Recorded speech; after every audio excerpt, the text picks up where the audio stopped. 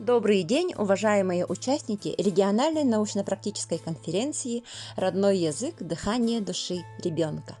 Я сегодня хочу поделиться с вами опытом работы с родителями Дорхонун Дохордос по обучению детей грамоте через игры в домашних условиях, используя подручные материалы. Для этого можно использовать деревянные кубики, вот такие, на которых можно написать гласные и согласные звуки. Мы пишем букву на кубиках тем цветом, вот, зеленым и красным, которым обозначены данные звуки в фишках для чтения звуков. Красным фломастером мы пишем гласные, зеленым фломастером пишем согласные звуки. А теперь я покажу, как можно играть этими кубиками. Например, дети бросают кубик и придумывают слово, по которому звук, который выпал. Выпал звук «э». Придумываем слово «этюк». По-русски будет «утюг». Потом просим другого ребенка бросить. Выпал звук «ы». Инах, корова. Итак, каждый раз мы будем бросать кубики и выпадать звуки, и дети придумывают слова.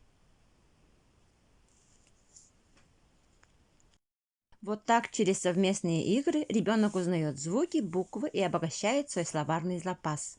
Слова произносят из тех звуков, которые выпадают из согласных и гласных. А также можно использовать фишки для чтения звуков. Для этого можно использовать цветные картоны. Желтый, красный и зеленый. Из них мы вырезаем фишки якутского языка.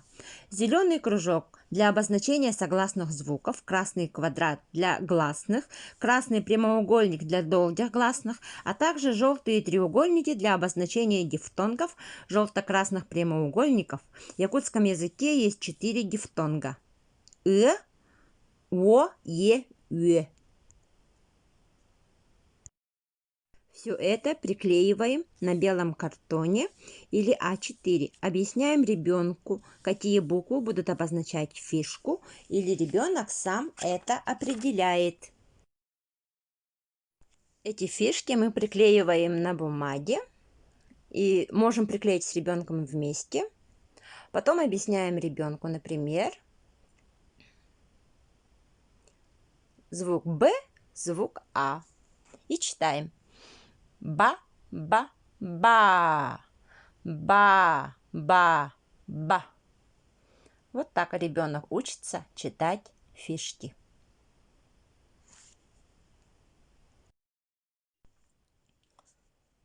Вот так. Ба, ба, ба. Вот так можно сделать несколько вариантов. Например, приклеиваем цветными бумагами, и ребенок свободно начинает читать. А теперь при помощи согласных и дифтонга мы можем научить своего ребенка игре на хомусе «Сые тарды». Для этого мы просим ребенка, например, вот мы говорим, вот зеленый у нас Б, а дифтонг Е. И начинаем играть. Послушайте, как это будет звучать на нашем хомусе. Читаем, например, бе, вот бе, бе, бе, бе, бе, бе, бе, бе, бе, бе, да, бе, бе, бе. А теперь мы будем играть на хомусе.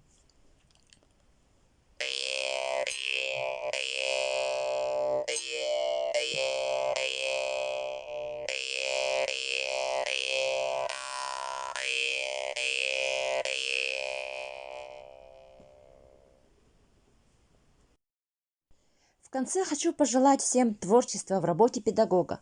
Только своим примером, любовью к родному языку, к своей профессии мы сможем добиться успеха в своей педагогической работе.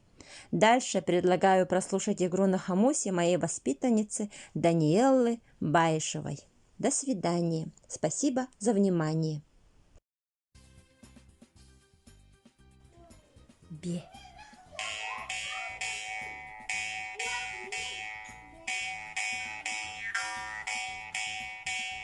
Б.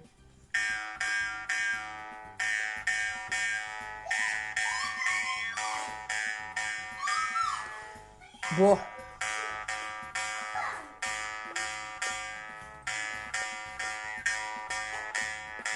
Он.